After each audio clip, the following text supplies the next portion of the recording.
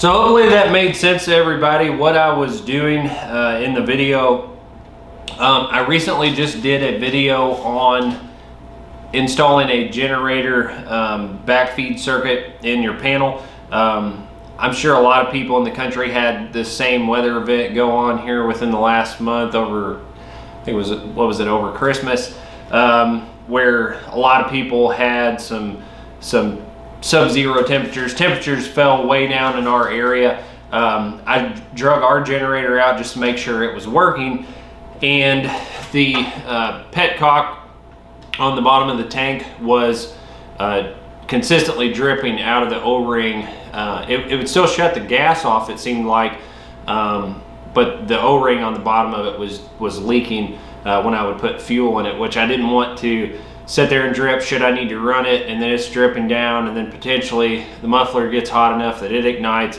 I didn't want to have to mess with all that. I knew I could run it in the case of an emergency, but I did want to go ahead and get this shutoff valve changed. And so, like I said, if you were keeping up with kind of what I've been doing, I recently just discussed why I wanted to install a generator backfeed circuit in our home panel, as well as a video of me installing that. It's been something that I wanted to do for quite a while since we've been in this house.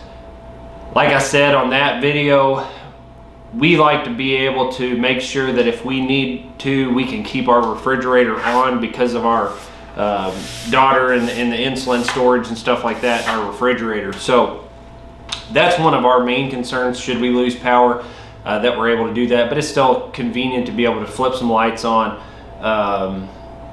heater if need be, whatever the case is there. But knowing that I had an issue on the generator with the fuel shutoff valve and the hose, I don't know when the last time that the fuel hose was changed. It appears to be, you know, fairly old, potentially maybe original. I don't know the particular age of that generator. That is a Coleman 5,000 watt. I believe that model, I want to say when I looked it up, also included the home light. It might have been that whoever made those for Coleman and home light and that, I think it's got a Briggs & Stratton engine on it. But I will include in the video description a link for the petcock that I ordered, as well as some 1/4-inch fuel line tubing.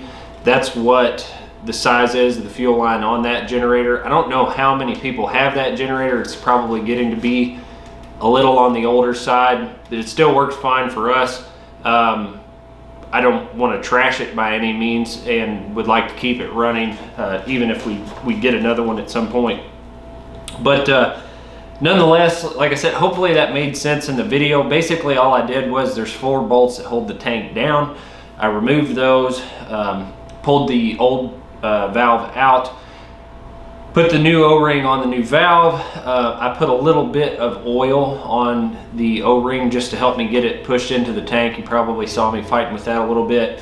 And then took all of the clamps off of the hoses and changed all of the hose. What you saw me doing with, I took actually just like a PEX pipe strap and put a sheet metal screw in it to hold the fuel line up. For some reason, I don't know why, maybe somebody changed it at some point, but the way that they had that foam shielding on the fuel line, it looks like it's always kind of been up and around, maybe even touching the exhaust, which I don't understand why the fuel line would be touching the muffler on that, but I didn't like that it was touching, so I tried to do some rerouting there. I used like I said, that strap, and kind of held it up to the bottom underside of the metal that holds the tank on, which gets it up and away, and I know it's not sitting there vibrating against the muffler or anything like that. So that's what you saw me doing there. And then of course, the other place that it actually was leaking and it was causing a poor running condition, not only was it dripping out here from the petcock, but the fuel line, it appears to even be a different size tubing, and it doesn't say that it's fuel line on it.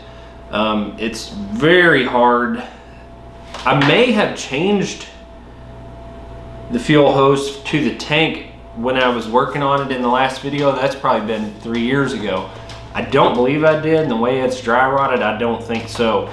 But the section of hose coming from the fuel filter to the carburetor is really hard, and it was sucking air.